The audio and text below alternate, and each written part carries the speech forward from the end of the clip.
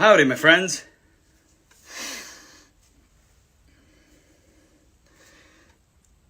Look at this. Get the numbers up, 12,000 of you already. Welcome, welcome, welcome, welcome, welcome.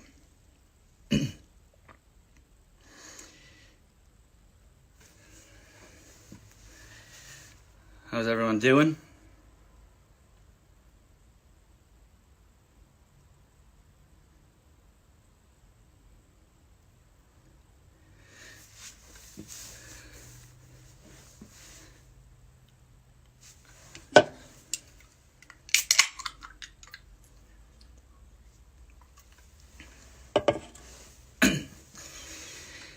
Hello, everyone.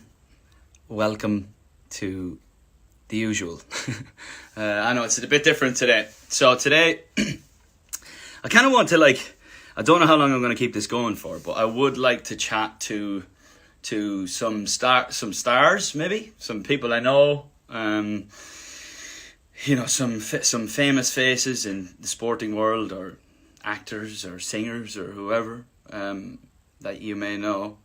And I thought there's no better place to start than at home. And basically, as some of you probably know, I am, all of you know, I'm a huge golf fan. And a few years ago, I started a golf management company with my music management, people who run my music management.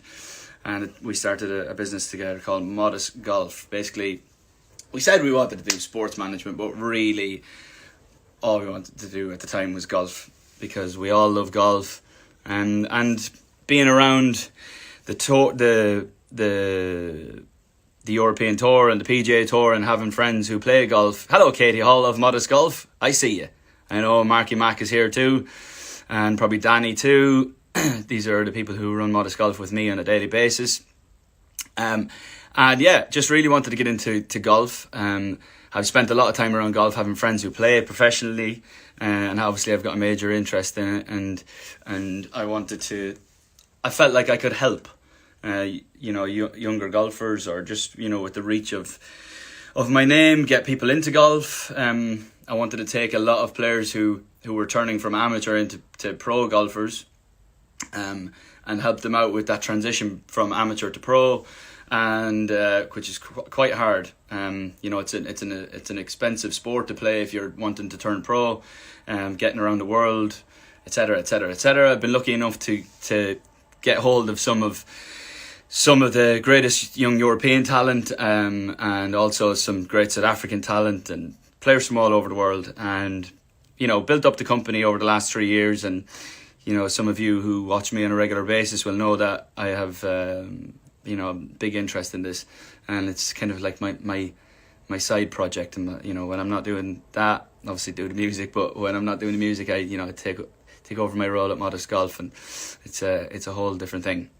Anyway, one thing I did want to do, to make the company bigger, and also just as an interest of my own, having a player of a certain caliber within your stable, if you like, is what every company wants. And I was lucky enough to bump into one along the way. I know quite a few, but to have a sit down and have a chat with someone, and thankfully was able to get my hands on one, and one that I've gotten to know very well since we signed Modest Golf last June.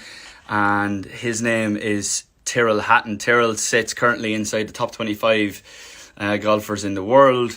I'm going to have a look for him here, and then we can have a chat. I've got some questions for him that I've written up. I've come prepared. This is obviously my first presenting job, so this could really go tits up, but hopefully not. Tyrrell, here we go. I'm adding you in, bud. Waiting for Tyrrell. I'm kind of nervous. I'm sweating. This is my first hosting job. Oh, look who it is. Look, he's shaved the head. My hair's so short. It looks even worse on camera. What have you done? Oh dear me! Look, seriously receding. It's horrible, but Geezer, will it's you got to stop embrace talking it. about that? Don't be worrying about that stuff. You're a very successful golfer. That's the least of your worries. Ladies and gentlemen, this is Tyrrell Hatton. For those of you who don't know, I'm sure there's a lot of, because we broadcasted it, I'm sure there's a lot of golf fans on here, but I'm sure there's a lot of people on here that don't know anything about golf, and we're going to teach them a bit now, and you're going to tell us a bit too. Tyrrell is multiple-time European Tour winner, Ryder Cup star of the famous Ryder Cup team, and also has recently... Make me blush. Huh?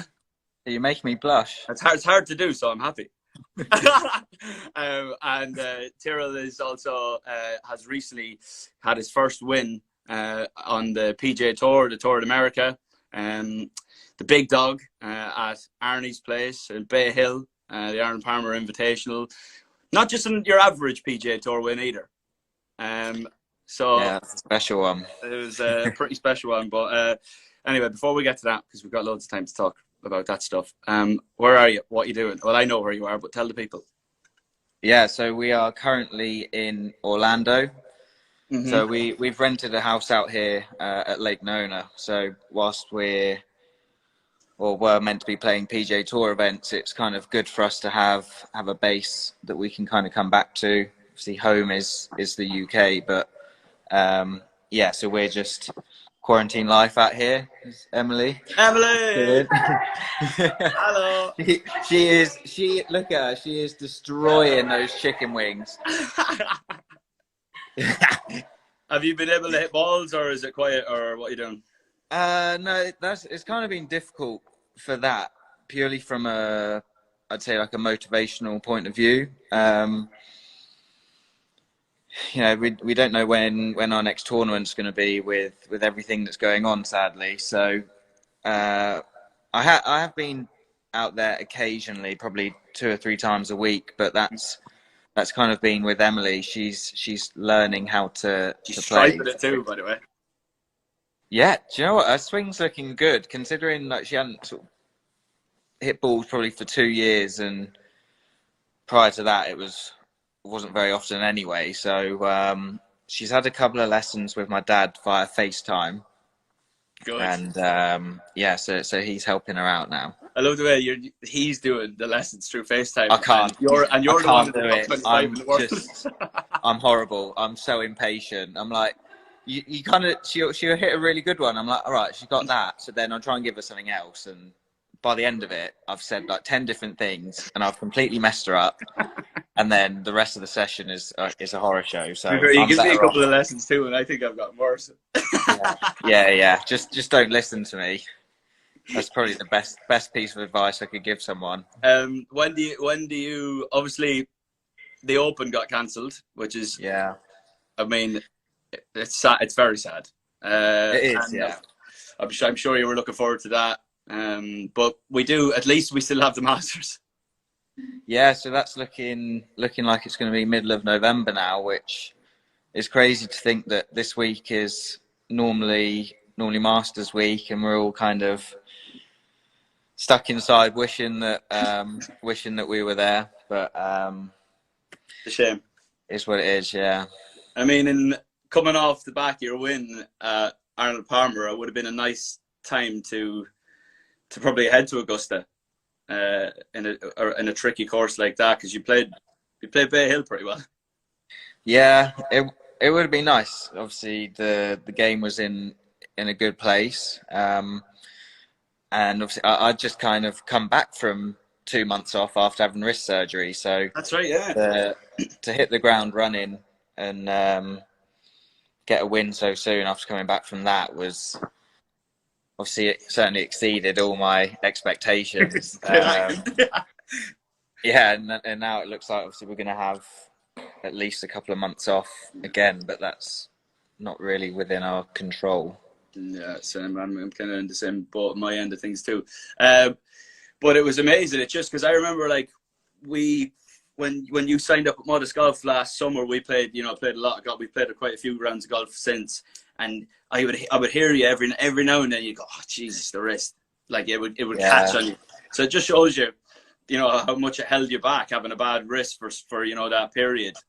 Yeah, it was funny because I actually injured it at the Masters back in, it was 2017. Oh Christ! Yeah, from falling over. So Well, I know someone that's fallen over at Augusta too. Yeah, you had it par 3 tournament as well, wasn't it? It was this day 4 years ago, but we won't talk about that. Moving on, Tyrrell. I'm interviewing you. What should I say? Oh, that was an absolute beauty. I mean, yeah, it just shows you, like, you know, if you come back, if something's holding you back like that, but you know you've got the game in there somewhere to come back and win. And I mean, it's not like it was the easiest of final rounds of all time, was it? It was playing like a US Open. The course on television looked scary, and the wind and stuff like that. So yeah, it was like winning a major in a way. Yeah, I guess so. Obviously yet to experience that, but we get there. I think, you know, Friday evening, if you had told me I was going to shoot 3 over for the weekend and I was going to be holding the trophy on Sunday, you kind of wouldn't believe it. So it shows how difficult the setup was. Yeah.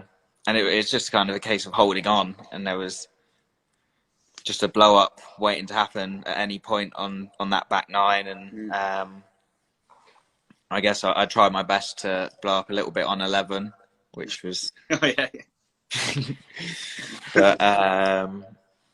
but yeah, luckily held on and got the first win. All right, well, that's out of the way. First Englishman in a bit to get it done as well, which is nice. So, like, I know we've obviously been talking about it, but, you know, you're getting like into your training and stuff like that. Have you found it? I noticed a lot recently. You've been like posting videos and stuff, and even with the things in the pool and all sorts. Have you like throughout this sort of period, has it been like is it good for your head as well as your body? Yeah, so I started with a team, James, Laura and Kevin from kind of back home, around, was it middle of January, I think. Just not necessarily from a golf perspective, but just to, I guess, feel better about myself, and just feel better. So we've worked really hard on that, and you know, the short spell that we had on the golf course back in tournaments, it kind of showed that it definitely helped me. Yeah. And since everything's kind of been on lockdown now, we're training through FaceTime. We've bought a few little floor mats from Costco, and we've got a few kettlebells and Swiss balls, so we're kind of making do with that, but trying not to kind of lose any ground in that sense. Yeah, no, same. I've been kind of like doing my own little drills here because you can't really go anywhere. I see you've been posting your daily workouts. You want to see? There's the goods. Guns out, guns out.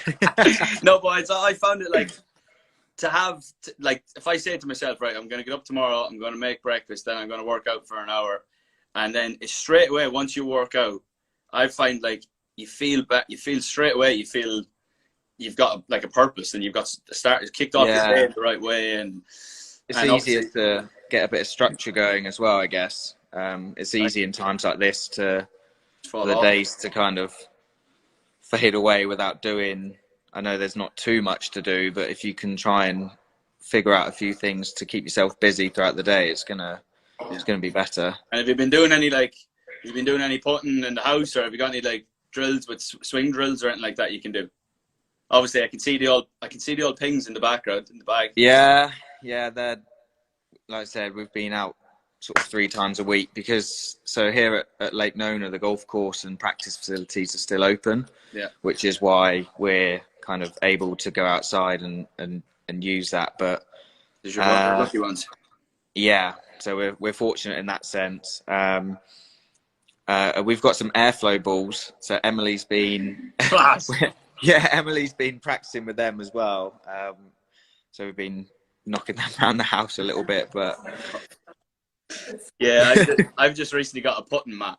And I tell you what, God help all of my friends when I play golf again, because I am putting like a champ at the minute. Whether that mat is actually worth it, worth it. You look like you're good at chipping onto it as well, from what I see. Do like the old chipping. How many takes? Go on. Only, I swear to God, only the 2. That's why I posted the first one. So to make it look like I wasn't just like this one. I was delighted with myself, Tyrrell. Oh God. It was good effort, to be fair. You done well. Yeah, I did all right. It was a nice little swoop in action. You know, just using the lower body as well. We'll get into it later anyway, Tyrrell. I don't want to talk about the swing. It's too complicated. Come here, tell us, how did you start the game? Obviously, your father is your coach and has been probably your whole life. Yeah. Am I right in saying? Pretty much. Danny Wardrop said, "How many shanks?" Yeah, good on. How many shanks? Straight in there. Doesn't miss an opportunity. Never. So my parents played. And my mum stopped playing from when I was about 5 years old, and then my dad had like a normal kind of 9 to 5 job around sort of, but he got made redundant when I was around about 10. I think, and that's kind of when he moved into teaching and custom club fitting. So, and was he then really? Was he an amateur or did he turn pro? Yes. So he the lowest he got down to was 7. Right. So yeah, he couldn't do the PGA route, and to be honest, I don't think he wanted to go that route anyway. With you working in the pro shop and everything. And so he did I think it was European Golf Teachers Federation, and kind of got his qualification that way, and did a load of, club fitting courses, and set up Hatton Golf, which is, we've got a golf studio now, which he teaches out of. So And you still practice there, don't you? Yes. Yeah. When we're back in the UK, I'll go see him sort of 3 times a week. Sometimes almost every day if we need to kind of get something fixed before I go off and play another tournament. I was just thinking about, like, I was looking at your clubs there in the background, and you obviously play ping, and I was just thinking about, there's one club in the bag that not a lot of golfers have that has helped me out of a couple of situations. I've had a couple of swings of it myself. Yeah, you enjoyed using it. That 7 wood that you've got that not many people have. Yeah. Why do you have it? Well, I've always struggled using rescues, and Tell me about it. I just kind of needed something that I could use if the rough's quite thick, that you can kind of get it out with, because you're not gonna be using a 3-iron out of that. So actually copied Matt Fitzpatrick. So Fitzy's had a 7 wood in there for a while. And so when we first tried it, it was going a little bit too far. So we had to kind of really chop it down. So it's actually just slightly longer than my 4-iron now. And it's been a great club. And I know Mac has enjoyed using that one. Yeah, too. I was going to say, Mac is sitting here watching this, and I've hit it a couple of times myself. I remember on the 4th at Wentworth using it, just hacking out of the trees, and that probably hit one of the best shots I've ever hit in my life. Oh, it's a beauty, isn't it? It is a beauty, to be fair. That. Anyway, obviously, I could think of. Remember the time in Europe when you won twice, and did you win 2 weeks in a row? Am I right in saying? Yeah. Do you know when the Dunhill and then the Tallinn, was it? Yeah. Yeah. Sorry, I think you. Okay. Yeah, I remember that, and obviously I remember like being like, Jesus, like, and it was good to see like young English golfers doing well at the time as well. But obviously with the PGA Tour win, is that where you see yourself, like, now you can kick on there proper, and is that like you see yourself, do you ever see yourself moving out to the States, or will you always be UK based and kind of play over there? I like the idea of being able to play both. See, growing up watching the European Tour, you kind of have that, I guess, loyalty and the connection there. So I wouldn't ever want to kind of lose my status there. And, PGA Tour, with how the schedule's changed, I think it's easier to play out in the States for the first part of the year. And then generally most guys will go back to Europe through summer and kind of towards the back end of the year.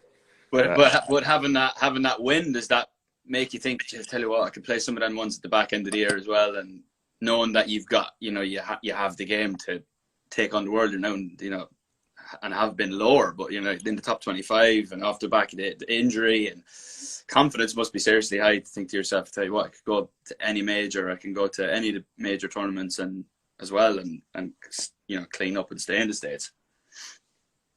Well, it's obviously, like, from a confidence point of view, to kind of prove that I can win out in the States is great that I've managed to do that. And yeah, when we go into majors, there's no reason why we can't kind of contend and hopefully win one of those. But at the end of the day, golf's such a funny game. You're always trying your best every week, and some weeks it kind of works out for you, and other weeks it doesn't. It's just you keep on trying, and hopefully you can give yourself enough chances. I was going to say, I love the way you said "we." I assume you speak of Mick. Yeah, what a man. Mick is still a caddy, and he's a hell of a man. And I think he enjoyed the win at Bay Hill more than anyone. Yeah, so it was funny because he had a mare because he didn't eat anything. I was going to say he was in a terrible state. He was in a shocking state. Like, I put him to bed. But you weren't in a great state yourself. I wasn't in a great state, but I was well enough to drive. So here at Lake Nona, they've got these little lodges that it's like a mini, really small hotel, and so we kind of had one of the rooms for the night, and I took Mick there, and he literally had to undress him and chuck him into bed, pull the covers over him, and just left him. Well, that's the best way for him, because he was in the bad state. But tell you what, you don't win in the PGA Tour every week, so no, need to enjoy them moments, and we certainly did.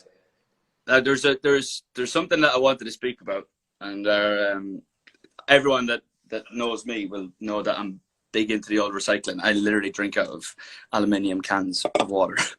Yeah. And I like doing those bits, and I mad into it, and I wouldn't say I was some sort of like, I don't know everything about the whole thing, but I do know it's happening. So I try and do my little bits and pieces and get rid of plastic and stuff where I can, and do things like that, and just bits and pieces around the house, turning the lights off, etc. And I know that I've seen you obviously talking about it a bit on your socials. Yeah. So obviously being with Adidas, I was going to say with the Adidas thing, initiative that they're doing with their Prime Blue collection, which is like a collaboration with Parley, where they use ocean plastic, or they've sort of saved plastic from kind of going into the oceans and created really cool things. So like obviously with the trainers, with the polos that we're wearing, my last post from at the Players, actually, we had all the Adidas players on Thursday were in the Prime Blue collection, where the top was 100% from recycled plastic. Yeah, so it's, all made from recycled plastic, and to go out and wear that and show it off is pretty cool, and they do a great job. Yeah, to be fair, all the boys that Blackie and Neil and all the lads that I work closely with, they're pioneers in that stuff, and proper initiative. They're always great to me, and obviously been great to you over the last few years. And that's the difference when you start doing stuff like this. This is how you stand out, I suppose. Anyway, let's get away from golf for a second. We'll talk. Actually, one more thing on golf. Ryder Cup. Yep. Obviously, are we going to have it? By the way, just quickly, does it matter if I turn? Yeah, now you're on the side. Now you're on the side. Yeah. God, technology. Jeez. Okay, go on, carry on. Ryder Cup. Yeah. Obviously Harrington. I'm sure, because I mean I'm not even part of the team and I look forward to it. But I mean, it's it's one of the biggest sporting events in the world. You were obviously part of the team in Paris. Yeah. The glorious winning team, the team that trounced our American counterparts. And it was a number like Paris was a joke. Yeah. And do you want to talk about that? Wow, it was just incredible, very surreal, really, from start to finish. Like even the qualification process, I didn't allow myself to think about the Ryder Cup too much, and it all became very real the day that we flew to Paris and we got in our hotel rooms, and the setup of everything that they did just in that room alone was incredible. And yeah, you put the kit on for the first time and it's like goosebumps. You're like, it doesn't seem real. Yeah, I'm getting goosebumps thinking about it myself. Yeah, it was so cool. All the lads in the team room were brilliant. We had a really good team chemistry that week, and I think that kind of showed as well when we were out on the golf course. But that first tee, the grandstand behind. Well, first of all, for those who weren't there, I'd say there was how many, about 8,000 people? I think it was 8,000. Yeah. It was a full-on grandstand around the tee. Bear in mind, a golf tee, you literally need to peg a ball up on a small surface area. That's all you need. And for that, they had 8,000 people around, and the Americans were in full voice, and the people from all over Europe, singing everyone's name individually. Known as a tense experience. What was that like? Yeah, so I was really nervous. So because I went out Friday morning with Paul Casey in the third match, and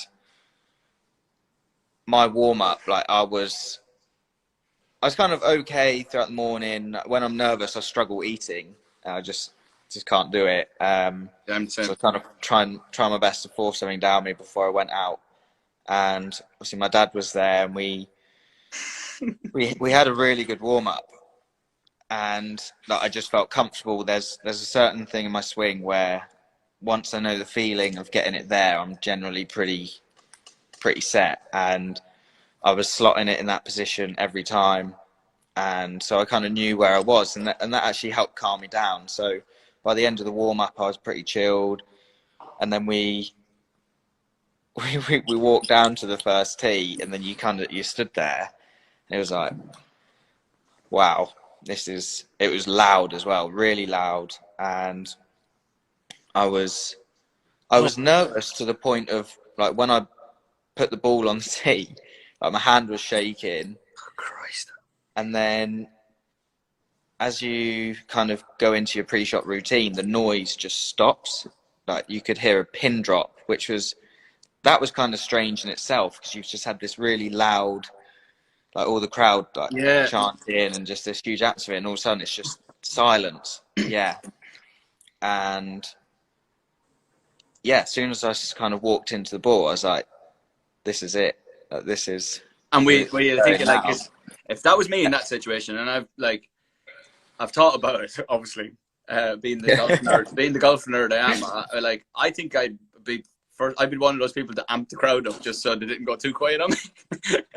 And also, are you thinking, are you thinking a negative thought? Are you thinking a positive thought? Are you thinking like smash it down the middle here? Or are you thinking just don't slice it or hook it or something? Oh no, it was funny. There wasn't really any negative thoughts. It was more of just a determination to hit a really, like, just a great shot straight down the middle of the fairway, and yes, stepping over the ball was like, this is it. And to hit one straight down the middle Friday morning, and like the roar that you get when obviously the crowd see it going straight was amazing. And you feel like 10 foot tall kind of walking off the tee, and just amazing to be out there and with the energy that the crowd give you. Yeah, I know, it's amazing. At least it's a nice little tasty iron or something, or a rescue off the tee, I think it is, isn't it? There, I was hitting 3-wood Friday morning. Were you in the wind, Yeah. in the cold? Yeah, it wasn't. It was a little bit chilly, but yeah. So we hit 3-wood. Right. Okay. What about actually? Do you know what I was just thinking about? That was probably the first time like I bumped into you bits and pieces and dribs and drabs over being on the European tour and kind of seeing each other on ranges and stuff. But I think that was like the first way. I remember we were sitting down. Was at breakfast. We're in the car going back to the hotel. Yeah, well, we chatted briefly we chatted in the team room a little bit, like over the course of the week, and then there was a rush of like people jumping into cars, just courtesy cars to get back to the hotel, and you were like, "Yeah, come in with us." I was like, "Yeah, come on in." And then we obviously had a chat and got to know each other a bit, but yeah, it was a great weekend. The after party was don't remember much of it now, to be honest. It was good. It was a good laugh. That was a messy party. That was brutal. What I was going to say, right? Do you know what? I was listening to Talksport today, and they were interviewing. They had a big long interview with Sadio Mane. Obviously, you're a Liverpool fan. What's your feeling on potentially not finishing the season? Yeah, it's but it would be a shame if they have to kind of call it. Because I'm sure the guys in the squad would like to finish it properly and be, crowned champions properly. Obviously, are they 25 points clear at the moment? So they've had an unbelievable season. It's been great to follow it, but I don't think it'd be harsh to say it's a anticlimax if it did kind of end that way. Oh God. Does it pain you? It looks like it pains you. Yeah, it does, because I've supported the suffering side of my whole life. Derby, isn't it? Yeah. Can you just explain why you support Derby?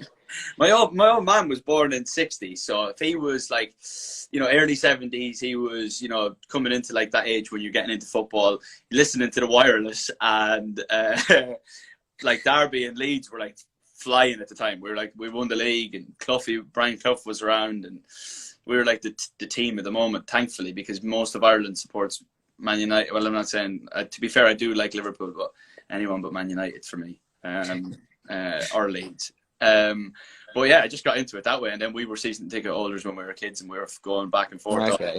So basically, my dad worked at Tesco, and basically any spare money he had, we'd go a couple of times a month on the ferry and stuff. So that's how I got into it. But so 30 years of waiting to win the league for Liverpool, and then it to be stopped by something completely out of their control. It's not like they lost about 12 games in a row and someone caught up on them. It would be a shame. Yeah, it would be a shame, but obviously you can't. It's such a strange situation that everyone's in. We just hope that it kind of can clear as soon as possible and try and get back to normal in a way. And obviously it'd be nice if they can finish the season, if that is achievable. I'm sure they'd be trying everything possible to do that. But and what about the job that Klopp's done? It's insane, isn't it? Yeah. I mean, if you want the captain, if you want the manager, that's your man. Amazing. Yeah, the guys the players that he's brought in, and they're just a great squad, aren't they? They've done so well together. What about long may it continue as well. Exactly. I mean, I feel so sorry for the boys being 25 points clear and their chances of not winning. But right, here's a question. One more football question. If you could who could Liverpool not do without? Firmino, Salah, or Mane? In that front three. It's something I always think about. That's a tough question.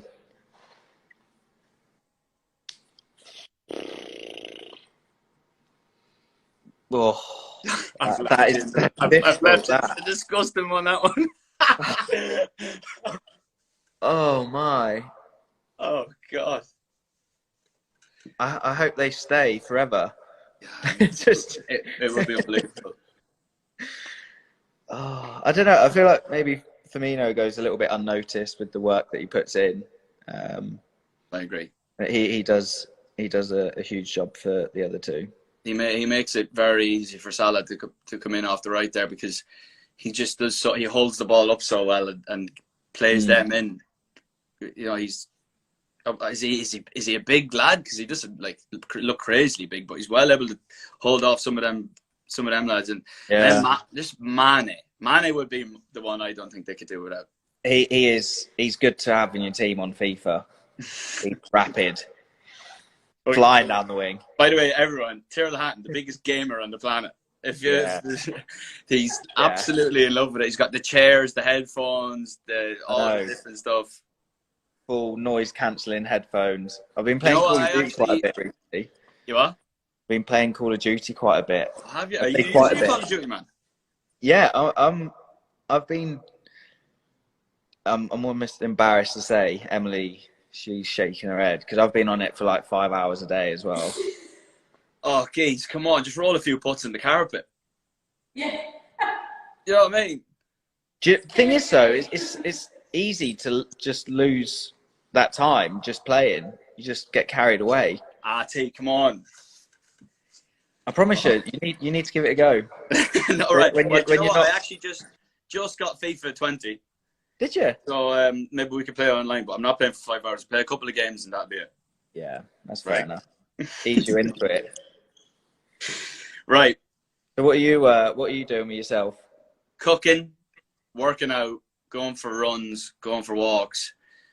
Wrote a tune last night. Got a little studio set up. I was kind of struggling to get going because I've got my living room consists of like my couch, my dining table, my piano. So I do eat, drink, watch TV there, play piano there, and I was struggling to just get motivated to write a song in a room that I spend all day in. Yeah. And then I just got a bit of a studio set up and like got a mic sent over and a couple of bits, the essential bits that you need. And wrote a tune last night actually with Capaldi. Luis Capaldi. Okay. We wrote a tune. Anyway, speaking of music, me and you've spoken about it a lot, but you're a huge music fan. I think everyone enjoys listening to music, don't they? So we've actually.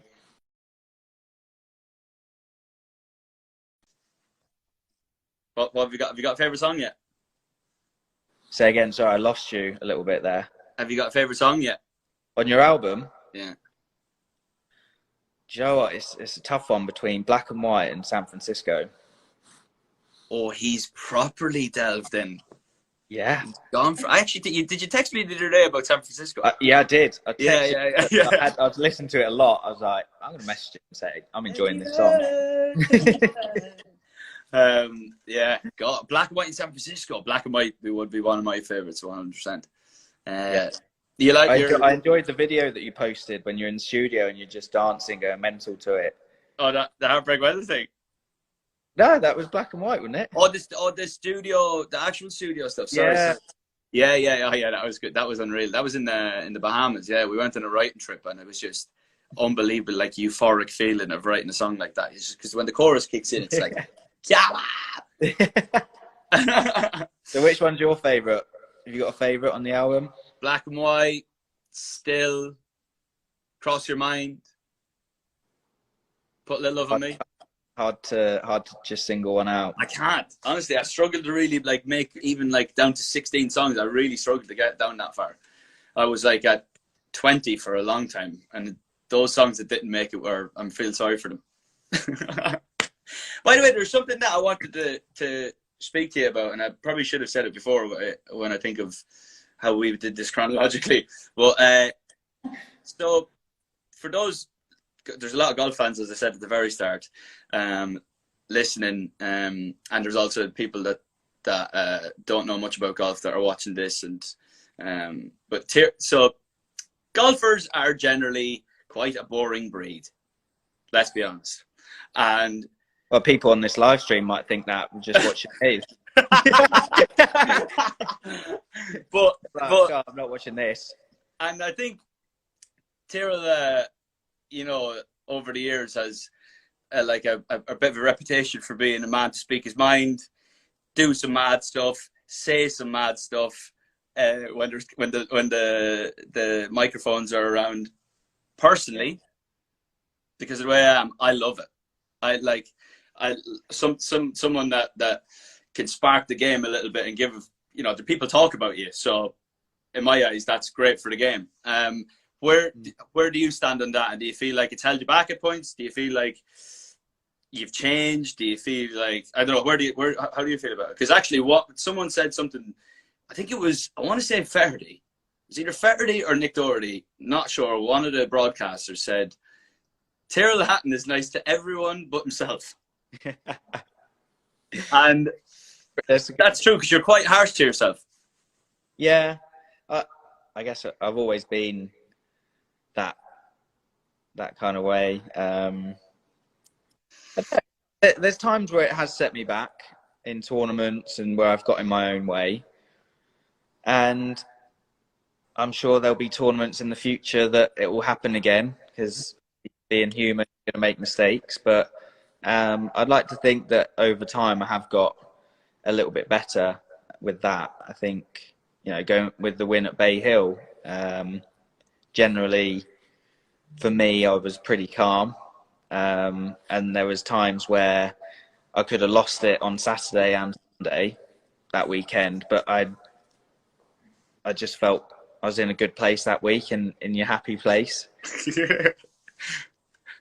Which, yeah, so it kind of worked out there. But, you know, that when I said that there's times where it's held me back, I can't remember if it was in 2015 or 2016, Wentworth, final group on Sunday.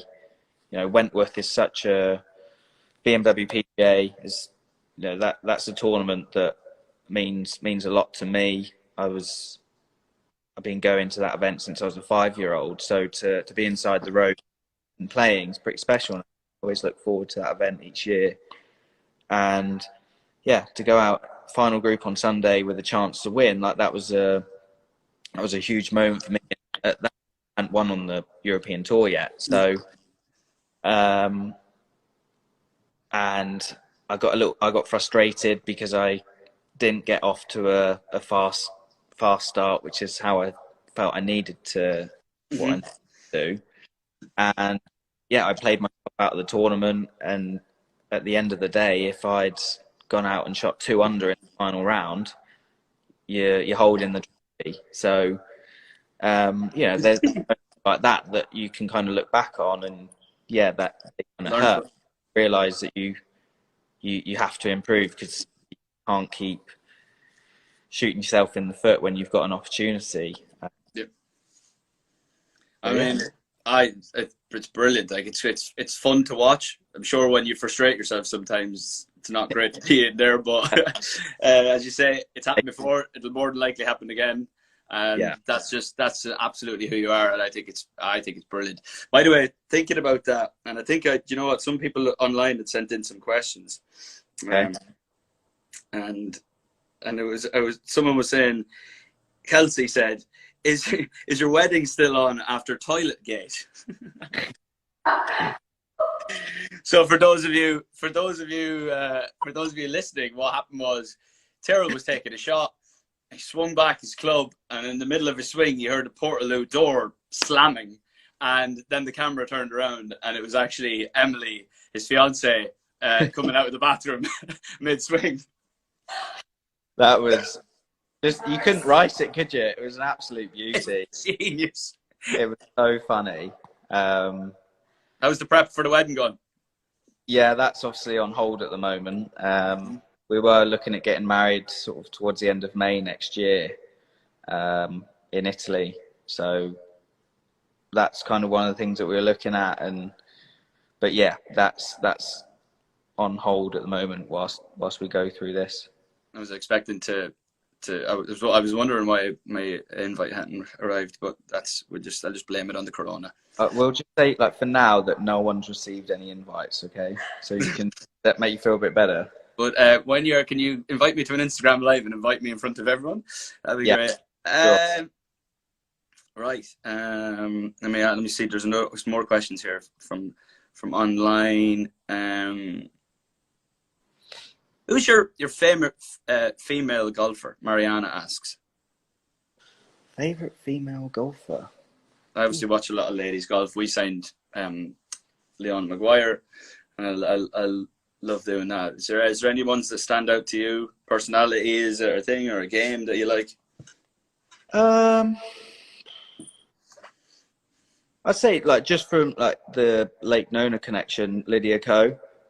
Oh, is Lydia? Yeah, when we're here, so she's on the range. She's always really nice. Always says hello and have a bit of a chat. So, yeah, that's pretty cool. Yeah, no, she was when she first sprung on the scene. She was off the charts. Yeah, yeah. Is there? Okay, let me see. Hold on. Sophia asked, "Is there any tips?" Speaking of ladies, have you got any tips for young girls wanting to start the game? Ooh. Like as an industry, how do we get more younger girls to play the game? I think over the last few years, like, golf has been, and golf clubs as well, have been much better at opening up for everyone, all ages, and kind of showing that golf can be fun, and you can, with certain things, with the practicing, the drills that you do in the junior clinic, and all sorts of stuff that you can get into it. So I would say the best thing is to go down to the, find your local golf club and see when, because they all should have like a summer camp when we get out of the crisis that we're in. Agreed.